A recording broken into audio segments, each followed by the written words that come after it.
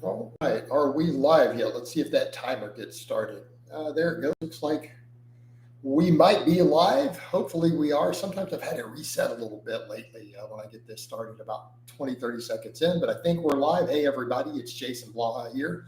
I thought I would sit down and do a live stream for you guys and gals, and let me give you guys a bicep shot before we get started. Oh, Mount Bicephalus. All right, let's see who comes in here. All right. A little slow. We normally get these going a little faster. There we go. First viewer coming in. So we have this whole boxing situation. I thought I would talk about that briefly before we get to whatever topics and discussions people want to discuss. Um, this got blown way out of hand with this Algerian boxer. A bunch of people jumped up and put out a lot of false information. And I get that people are sensitive to these topics. I'm a coach who runs female strength athletes quite a bit. So I tend to be, sensitive to this. And I totally understand the point about fair play in sports. I agree women have worked really, really hard to have their own divisions of representation in sports. And so this kind of matters, right? It really does matter. But the problem is the whole fiasco got spun into something that it wasn't. They tried to pretend that this boxer uh, was trans, and that's not the case. That absolutely isn't the case when you do any digging whatsoever. And the problem is that there's apparently they may have been born XY, possibly Sawyer syndrome. Here's where that gets really, really complicated because normally biologically we would say, hey, that's biologically a man. It's normally what we would say. However, we run into the situation in those sort of cases where they may not have been diagnosed till adulthood. When you have a person like that who was born female, raised female, culturally, socially, externally, they appear to be. The problem is when we're dealing with the XY gene there, we don't know. It's a case by case basis as to if it gives any sports advantage. Therein lay the problem when you're dealing with these really rare medical conditions, because that is what apparently it is. Really rare medical conditions. And doctors and experts almost would have to chime in on this on a case by case basis, if that makes sense. Because when you're dealing with the expression of genes, what people don't understand, they're like, well, genes define everything. No, genes don't. Genes define proteins. Okay. And people are not always aware of that. That is the only thing genes do. All the genes in our cells, their job is to give instruction on creating parts of proteins. So all this genetic variation we see in every living thing on Earth is an expression of proteins, protein production. And that's what causes, that is literally biologically the difference between you and even a bacteria. That genetic blueprint creates various proteins that do enormous amounts of stuff to create this huge variation in life. So it isn't hey, this is, well, what's your gene? Well, no, your genes just say what proteins happen. And in the case of some of those really rare conditions, what can happen is a couple of things. So that can come up. There's more than one medical condition that can create an XY gene because, again, women are XX, men are XY. Okay. Sometimes you're dealing with a case where that person has either they're underproducing testosterone or they're not producing DHT. So if you're not getting any DHT in the womb, bros, you would not come out as a man. Okay. You're not going to have those body parts if you're not exposed to DHT in the womb. You're not going to be born with them. So we have those situations. We also have situations to where the person is as androgen resistant, and that's extremely rare, but it does happen. It does happen. It absolutely happens. And if someone is androgen resistant, the testosterone in your body has no positive impact. It doesn't help you gain muscle, doesn't do anything. That can also create a case where someone who is genetically male is born externally appearing not to be. Okay. Do you guys see where this can really turn into problems? And we come over to, in the case of that particular one, they're not even going to get a sports advantage because the testosterone does not work in their body. So even if they were to go on stuff, they're not going to get potentially the same benefit. even if they took testosterone. So this gets extremely complicated, right? This is not the traditional case of what we have been dealing with on these topics. It's a completely separate topic, but people jumped in on both sides and tried to make it into a different issue than it was. Okay, different political views, different views, and unfortunately, I don't have the answer for this sort of really rare case. Okay, because you're dealing with very rare medical conditions. And in the case of this person coming from Algeria, it very most probably was not diagnosed. Okay. And in some cases, those individuals biologically, again, case by case, even actually have a uterus. What in the heck do we do? I don't have an answer here. I don't have an answer. So that's a case too where when you're dealing with some of those intersex individuals, we really need unbiased scientists to step in, look at the situation, and figure out what's fair for sports. I don't have the answer. You don't have the answer. And the problem is everyone wants to throw political agendas into it in both directions. You know, I don't know what in the heck we do there. Okay. I don't know what we do. Other than, I don't know, they need policy that's done case by case, maybe with doctors and scientists literally chiming in, or we just simply say, hey, and that might be what they have to do in those sports cases. And as long as everyone knows that going in, and that's in the rules where they say you just can't compete in the women's division, even in that case. And that might feel unfair to those individuals, but it might be fair to everyone else. I mean, I don't know. I really don't know. But what I do know is that a lot of people on both sides of this issue jumped up and made massive assumptions based upon their social and political views. Okay, that's a problem. And when we're talking about fair play in sports, particularly women's sports, we have to set that sort of stuff aside. And we've got to actually have a discussion about what's fair for women in those divisions. And it needs to be expert opinion, not my opinion, not your opinion, not political bias, not political parties. You really do need experts to chime in those fields, medical experts, and figure out if this is some sort of unfair advantage or not. Or they could just make a blanket statement that any of those testing comes out incorrect. They just can't compete in the women's division. I don't know. But there needs to be a kind of a fair ruling, and it needs to be transparency. We need transparency in that sort of thing with what the testing is, at least for women's divisions. And I totally get the argument in the other direction too. Well, you know, every athlete in the Olympics has a genetic unfair advantage, or they wouldn't be at the Olympics. Okay, and I agree with that. Obviously, Michael Phelps and so on and so forth, right? They all have obviously a genetic unfair advantage, but it's not the same when we are talking about with women's divisions, because being non-hormonally or non-chromosomally a woman would in theory give you a potential advantage anyways, but that's why we have those separate divisions for women. Again, this is such an extremely complicated topic. It's an extremely complicated topic. And I felt like way too many people tried to make it far more simplistic than it really was. All right. I don't know if we're going to get any real conversation in here. I've got 13 people watching, no questions other than the one comment from Evening Coach and something chat. I can't see it. There's a little heart symbol there. All right. If I hit the heart, that'll go away. I don't know. All right. So I rambled on for 9 minutes on the biggest controversy in the entire world. Everyone, Evening Coach in chat. That's Hi Coach in chat. Okay, they're talking to the chat. Wow, I feel stupid. I didn't even understand. There's Coach in chat talking to the chat. Jeez. I'm brain dead today. That's because I sit there and rambled and waffled for 9 minutes straight, trying to make sense of the most complicated topic of the week in the entire world. I don't know what a torso limb split is. What?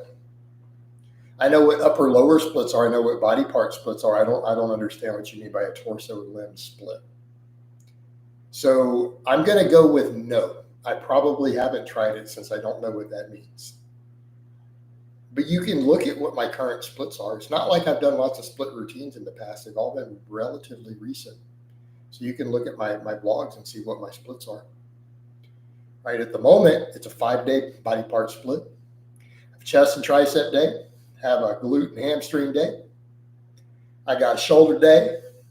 I got a back and bicep day, and then I have a leg day. And I do heavy squat, bench, and deadlift at the start of them. It's power building and then tons of bodybuilding carb work. Very straightforward. So to answer your question, probably not, because I don't know what that is. Is there any additional exercises you would recommend besides the squat and deadlift for a lower day split?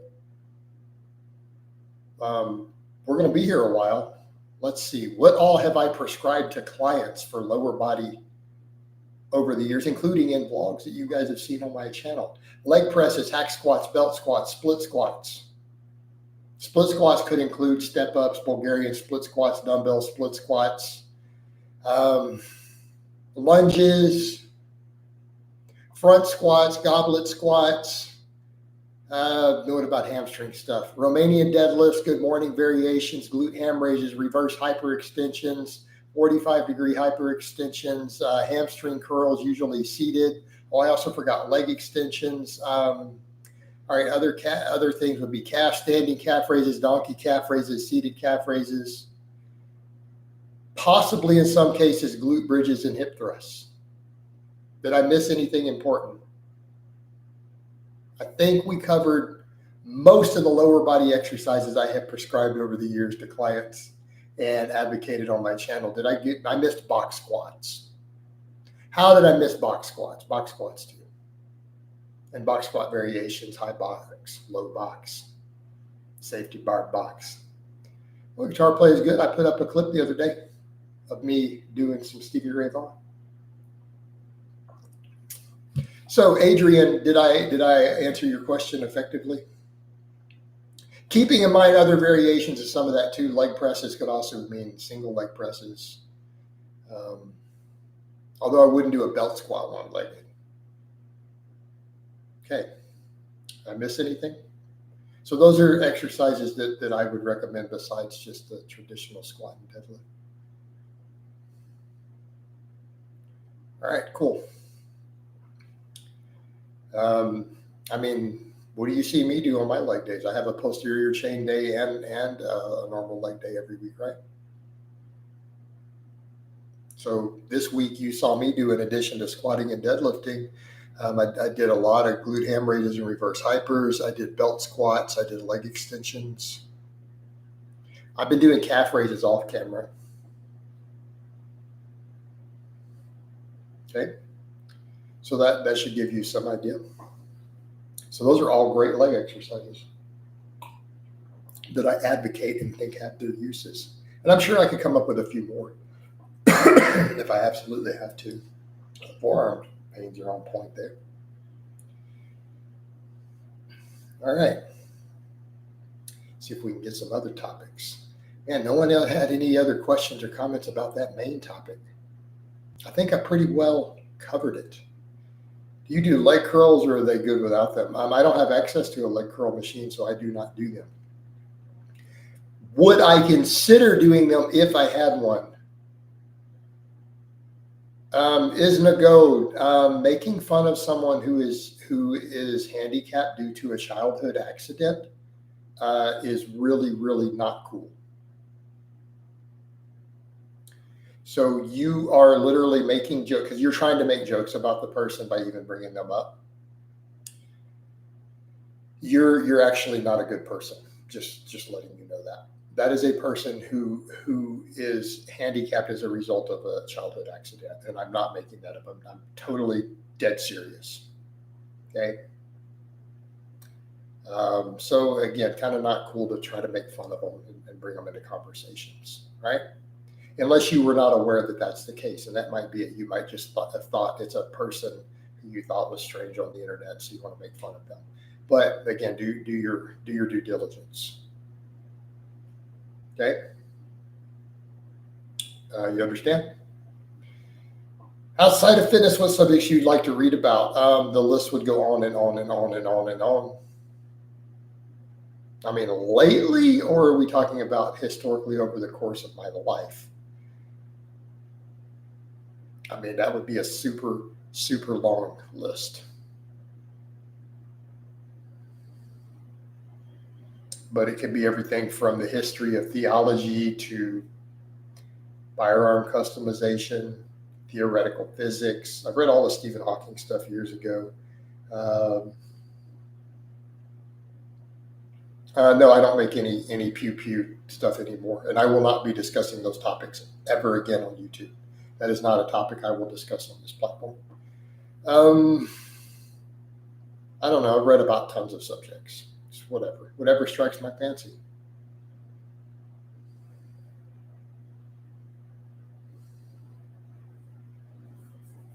At the moment, my hobbies are playing Warhammer painting, the guitar, all that.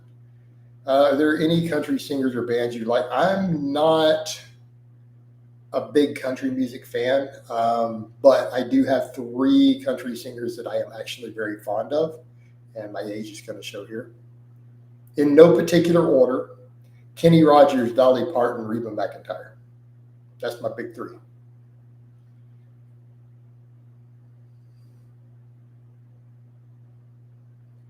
Okay.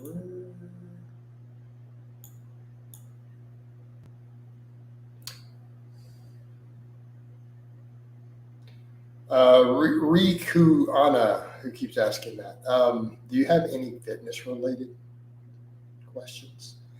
Considering the name of my channel is Jason Blaha Strength and Fitness, my question to you is, do you have an interest in those topics? Because if you don't, I don't know why you're following my channel unless you're a weird troll.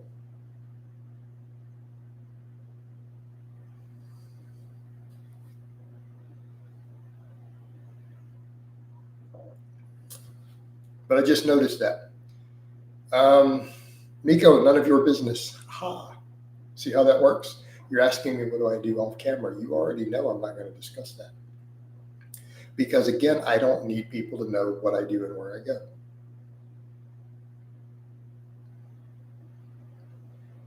So that would fall into the category of you don't need to know. Sorry. Have you seen Vegan Gains 410 bench also messaging him? Also, no, but I've heard about it. There's 2 of you in a row. That's weird that 2 of them hit back to back.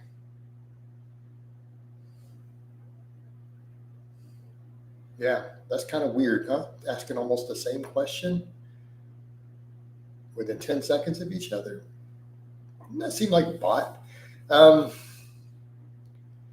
Can a 6'2" male be reasonably lean at 20 to 32? I don't know. You would need to plug it in, and you would have to.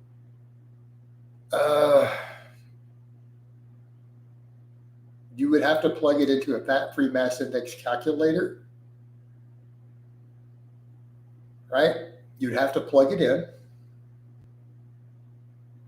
and figure out what you consider to be reasonably lean. Now, because I don't have the calculator in front of me, I can't answer your question. I would have to tab over, go to a fat-free mass index calculator and plug it in. Yeah, but Miko, you already know that I don't discuss. You're in these chats a lot. You already know I don't discuss what I do for cardio off camera. Blah blah blah. Get rid of that guy. Oh, so Vegan Gains must have sent a bunch of people in wanting to know. I'm not interested. I don't have any ill will towards Vegan Gains, but I also don't really want to collab with him. That's fair, right?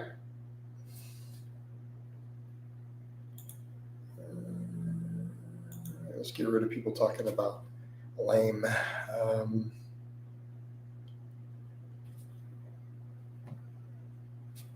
What do I need to debate Vegan Gains on?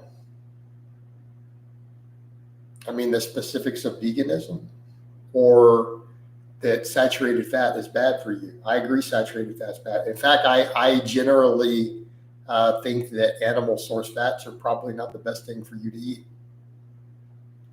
And since I don't believe in ethical veganism, that's kind of a personal thing, right? It's kind of a personal thing.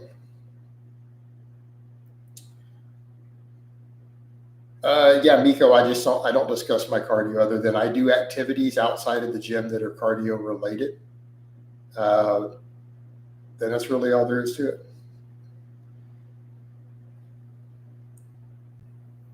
How much gains have you have? I don't know how much gains. I haven't DEXA scanned or anything. Plus, I've been mostly getting leaner during most of that.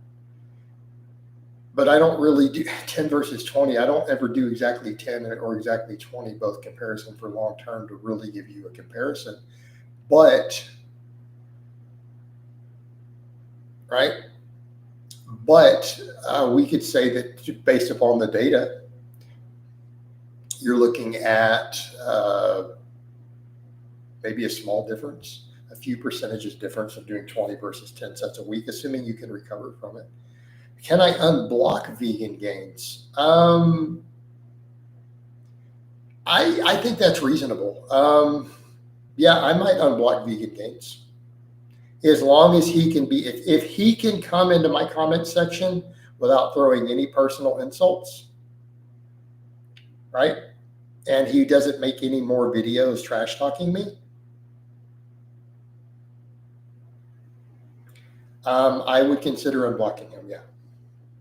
Right. Like I said, I don't have any personal beef with vegan gains. I don't dislike him as a person. I don't even have a major problem with his ethical viewpoints on veganism. I just don't fully agree with it. But I don't have an issue with it. And I do agree with him on a lot of the health points, which really is a topic for me when it comes to eating primarily plant-based, right? I think it's just generally healthier. I just don't ascribe to a vegan philosophy because I think lean animal proteins are very, very useful for body composition. But I would definitely do agree with him on the fact that animal source fats, particularly saturated fats, but even though saturated fats, they can come from plants too, tropical oils and things. I think that they generally are, right? They're generally are going to contribute to poor health, right? There are tons and tons of health problems associated with large amounts of saturated fat, and that's pretty clear in the literature. Alan, hey, I appreciate you becoming a channel member. All right.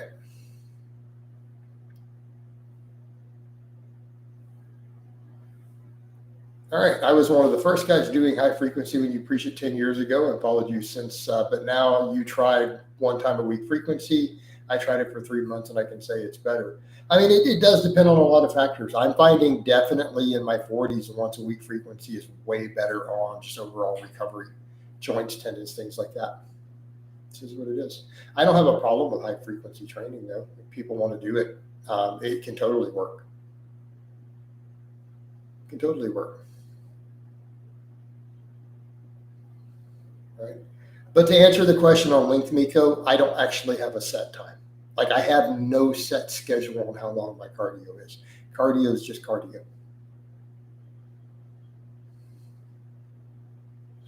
I missed the hat and facial hair reloading talks. Hope you're well. Well, thank you. I won't be doing any of those anymore, but that's okay. I can appreciate that you enjoyed them.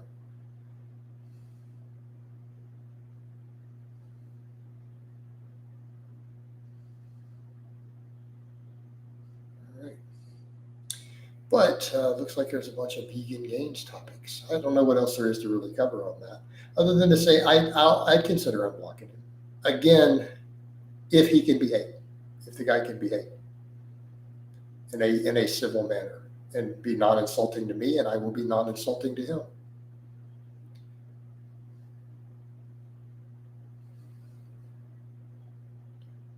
Which we would expect from mature, intelligent human beings.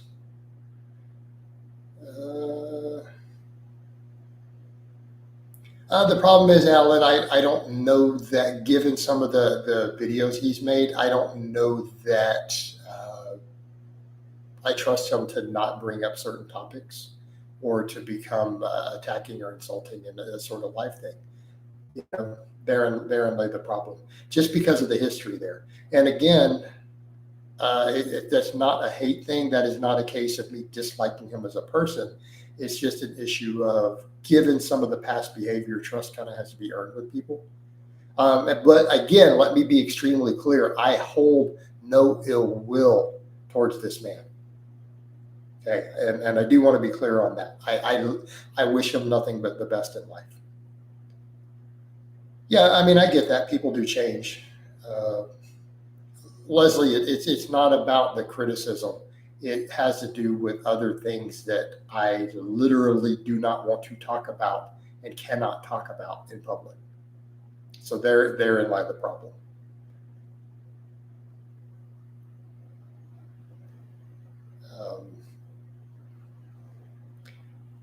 The problem is with those boundaries, if they're broken, they're already broken, and it becomes a problem in a certain way. And again, I can't even, all right, guys, it's one of those cases where I can't even tell you why that is publicly. That's the problem.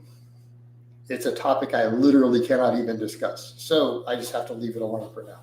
Maybe in the future. I will not rule it out in the future. Maybe at some point next year.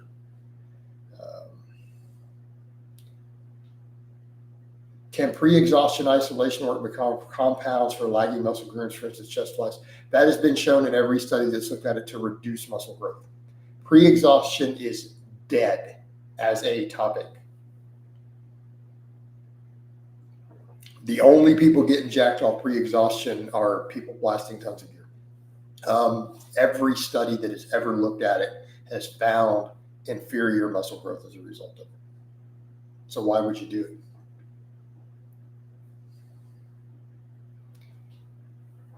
I mean, so that kind of leaves that sort of technique worthless. And it doesn't matter what pro bodybuilders endorse it. Guys with great genetics on 5 grams of gear are going to get jacked by doing any sort of hard training. So because a few bodybuilders have endorsed it, in no way means that it's good. It hasn't done well in any research that's looked at it. It's always done poorly as a training method for getting bigger. All right. Yeah, no, Alan, as far as the plant-based thing goes, yeah, I do generally agree that eating plant-based, whole foods plant-based is better for health and longevity. And again, that is a perfectly reasonable conclusion that a person would draw if they looked at the sum total of the nutrition research around the world. That's an extremely logical and reasonable conclusion. And I think it's important for us to have that discussion because the whole carnivore craziness has just blown up everywhere, right? That and I never thought I would say that I see myself agreeing with vegans more in a debate, but the reality is the whole carnivore movement is so extreme and so crazy that it actually is starting to make the most militant vegans look sane. To where I'm kind of like, if I'm going to have to be friends with one group, they make more sense.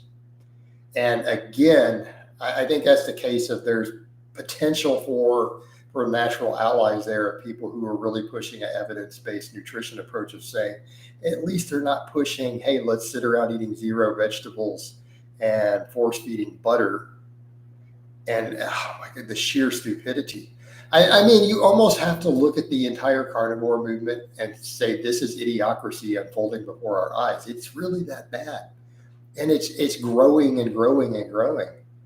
I mean, for someone who's been in the fitness world a long time and seen trends come and go, I never in my life ever thought that we would see a concept like vegetables are bad for you be pushed into the public and have a huge following behind it. Like, not in my wildest, most insane dreams. It almost, when you look at it, it's almost like watching Idiocracy play out, the movie Idiocracy. Again, the evidence and common sense behind the opposite is so overwhelming. Uh, I just have no words for the sheer stupidity of it, the sheer stupidity of the idea, or for someone to even take it seriously. I cannot get my head around the fact that a person would get to the point where they're like, hey, I tried it out. How do you even get to that point? To where you go, this person over here, this one fringe doctor says that replacing vegetables with butter is good for you, even though all the experts in the world and all the scientists around the world say it's insane. It's starting to make sense to me. I'm going to try it out. Like, that's the sort of mindset of someone who tries fentanyl for fun. Like, there has to be something mentally wrong with that person to even reach that point to where they're considering it. I cannot get my head around the idea that a person would even step up and go, this is starting to sound like a good idea. Because 3 crazy ass fringe doctors somewhere in the world and Jordan Peterson told me to do it. Even though every doctor and nutritionist in the world is screaming their heads off about how insane it is, and there are hundreds, if not thousands, of studies showing that. If you look at all the various data that's out there, I just don't get it. I literally do not get it. I don't even comprehend how someone can get to the point of trying it, other than they're either insane or a blithering idiot. And when you look at the arguments that they propose in the comments, you can tell that there's a problem. They just make up biology as they go. They just make it up.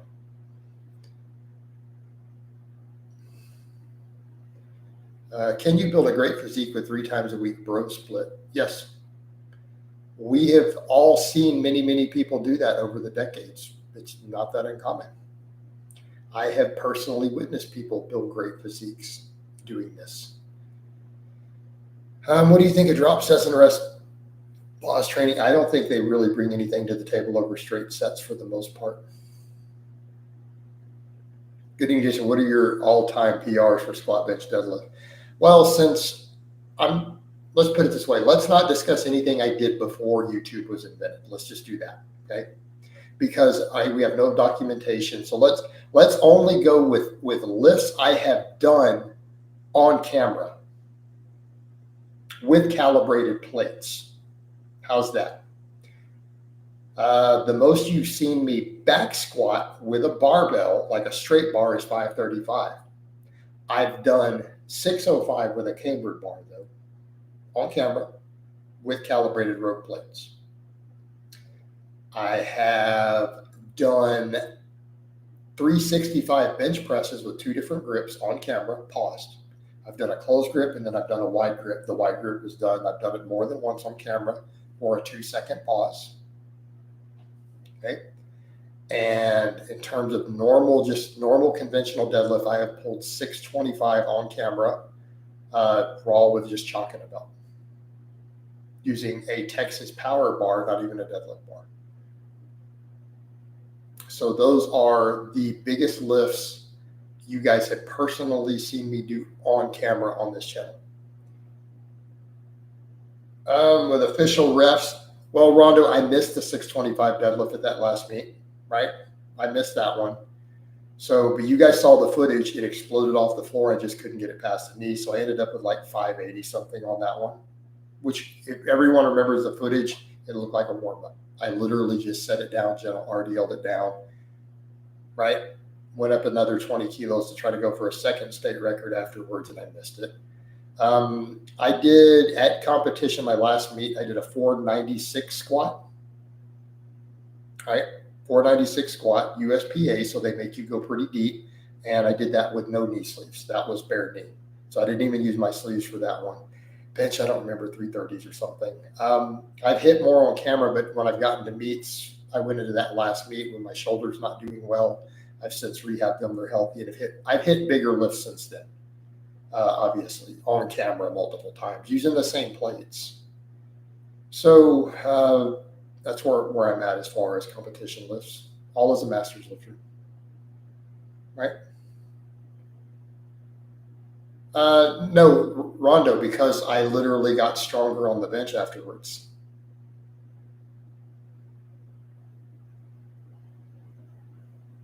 Keeping in mind, I was benching the same thing in my home gym going into the meet, and then using the same plates, I got stronger on the bench after that meet, right? So it was a case of I literally just got stronger later.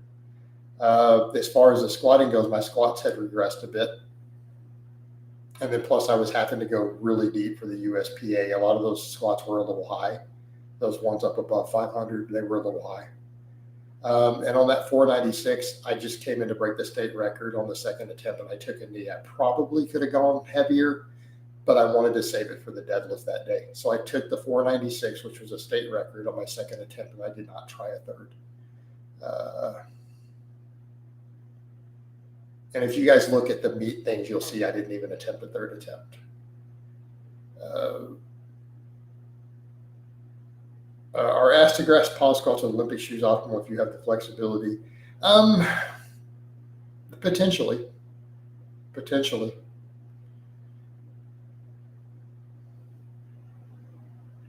I think it depends on what you're trying to do, though.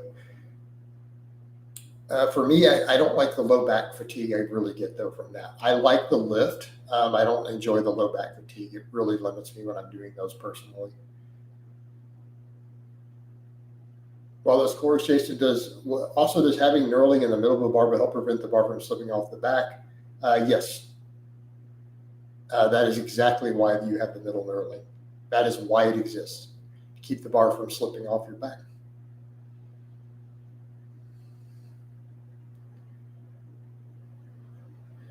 Rondo says, what would you say to someone who blames alcohol for their actions like I wasn't myself when I said those things?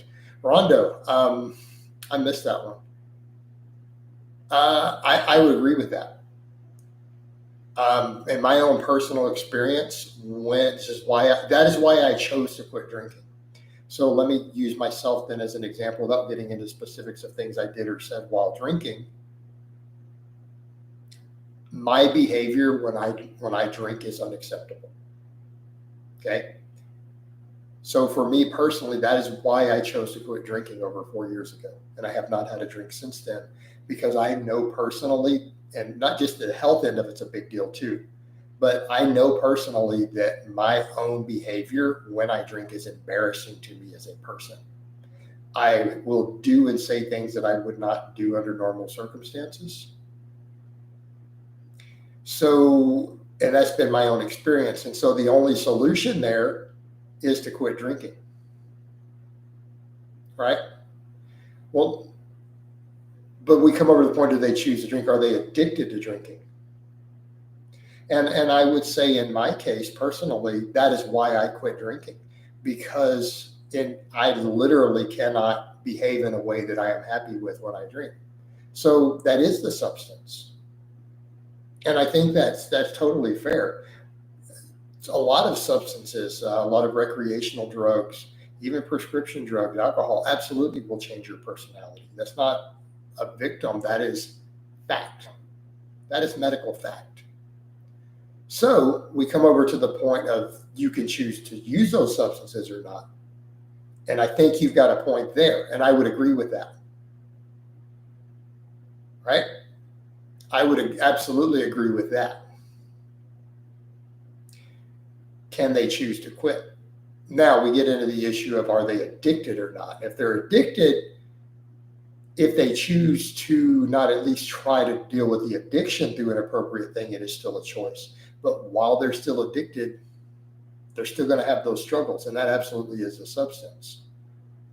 But if we could come over and make the case that they need to put in the effort to quit them, they need to go through a process, whether it's a 12-step program or rehab, go cold turkey. I will agree, though, that's the choice to make. But as far as the substances doing it, yeah, that is not a victim blaming. That's scientific fact.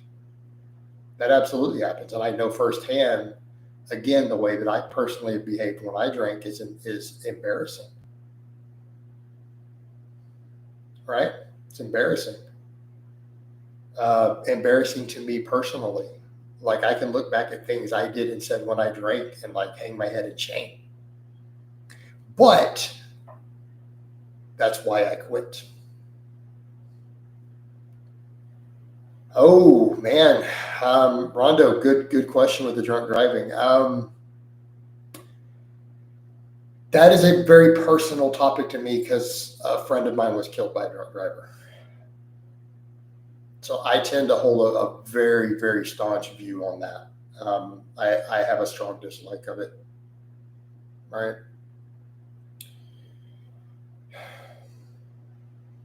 So again, because I have my own personal opinions on that, I can't really be unbiased on it. So I can't really give you a fair answer. Thoughts on smoking cigars and gains? I think cigarettes and cigars should be completely illegal. Because smoking killed my mother, I hate cigarettes. How's that for an answer?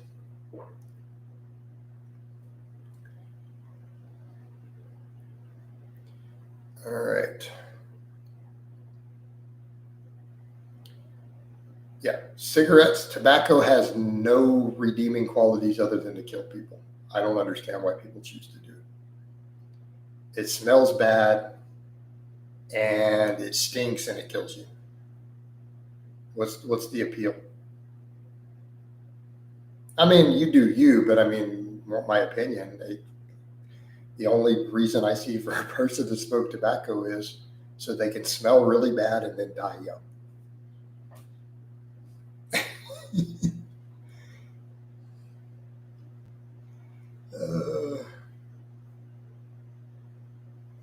It gives you a buzz. Well, being dead will hurt your health. Lung cancer, high blood pressure, all those things, that if they contribute to your death, it's kind of hard to make gains. I mean, when you have lung cancer, it's really hard to make gains, dude. You know what I mean? But yeah, it could absolutely affect your recovery in theory. Again, the blood pressure and other stuff from it.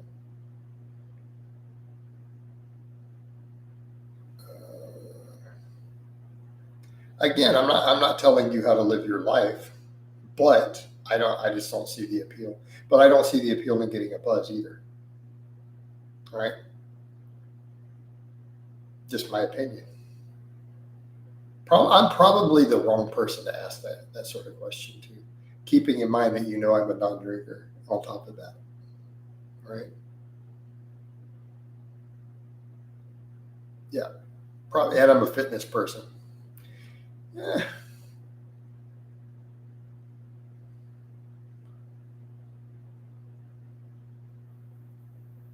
Let's see.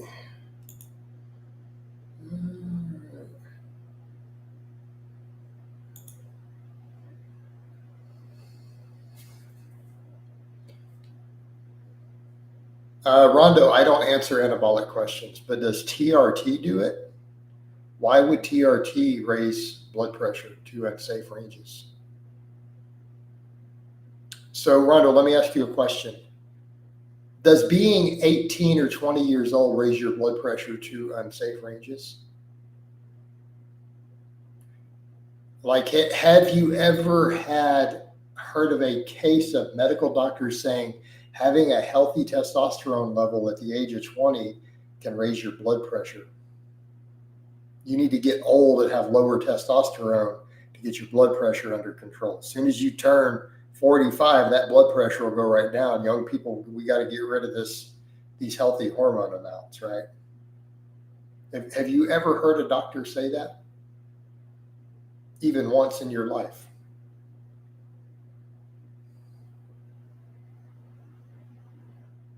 Because I'm not aware of any such phenomenon. What do you mean it's not consistent? That is literally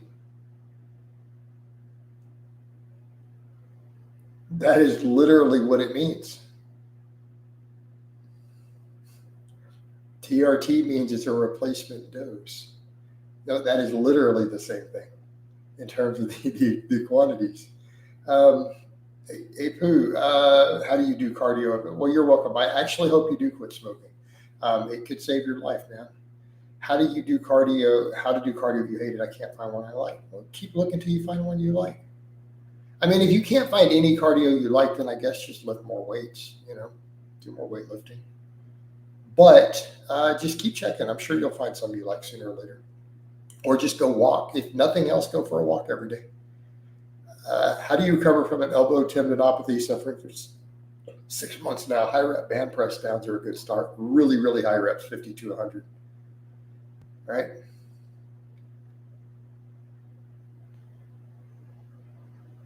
But Rondo, I don't really discuss those sort of questions anymore. So, but I don't see where you're coming from at all. Sorry, TRT is generally linked to improved health outcomes.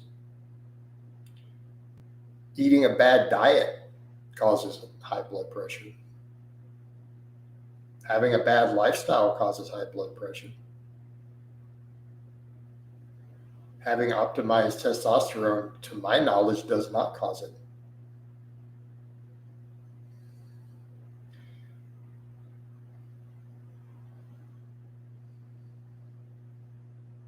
Right? You'll also notice I'm very pro TRT, and I admit it. I am very, very openly very pro TRT. I think it's the greatest thing since sliced bread, possibly greater, better than sliced bread.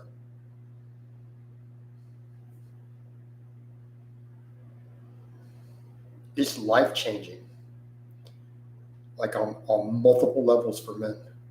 Like, dude, it's freaking awesome. All right.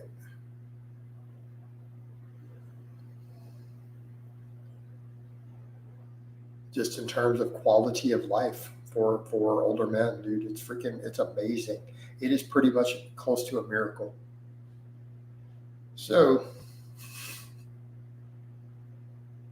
there is that.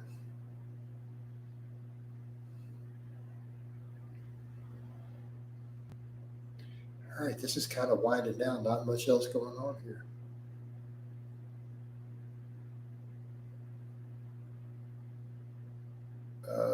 Whether I don't discuss that actually. Sorry, bro.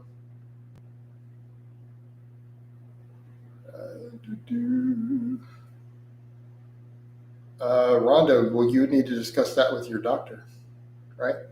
That is very much a medical question for your doctor, as far as those absorption rates and consistency levels. Great sleep and no alcohol is the way. Go Jags. Yeah, I agree with that, dude. Cutting alcohol out of your life and getting more sleep will do only positive things. Thoughts on depression, and I'm not going to say that word, Apu. Thoughts on fitness. Can I help? Fitness can help. I mean, obviously, you need to talk to a therapist about those things, right?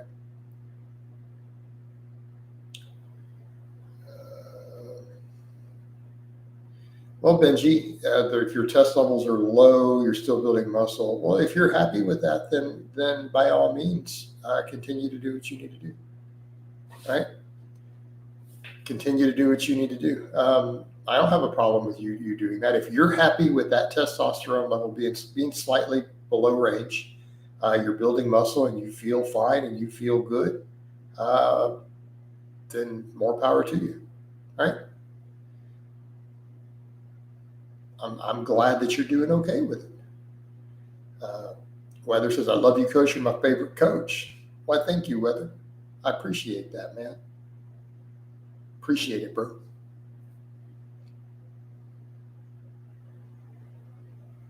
All right. Just want to thank you for everything. You were changing my life, Jason. You are most welcome, bro. You are most welcome.